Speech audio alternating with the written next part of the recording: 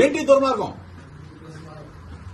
నన్ను అక్రమంగా 83 రోజులు నిర్బంధించింది చాలక, నన్ను నా తమ్ముడిని నా కొడుకును కూడా జైల్లో పెట్టింది చాలక, ఒక బలహీన వర్గాలకు సంబంధించిన జోగి రమేష్ ని నన్ను ఇబ్బంది పాలు చేయాలా, నన్ను హతమార్చాలా, నా కుటుంబాన్ని అంటే ఏ స్థాయికి వెళ్ళిపోతా ఉంది? ప్రజాస్వామ్యం, రాజ్యాంగం మొత్తం కూడా కూనీ చేస్తూ పోలీసు వ్యవస్థ చోద్యం చూస్తా ఉన్నారు. పోలీసులు చోద్యం చూస్తా ఉన్నారు. పోలీసుల సమక్షంలో దాడా? పోలీసు చోద్యం చూస్తారా?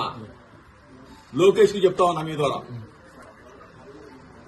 నా ఇంటికి నీళ్ళు ఎంత దూరమో నీ ఇంటికి నా ఇల్లు అంతే దూరం. ఇవాళేమో సంబరపడుతున్నాయో, రాక్షస ఆనందం పొందుతానో హెచ్చరిస్తా ఉన్నా.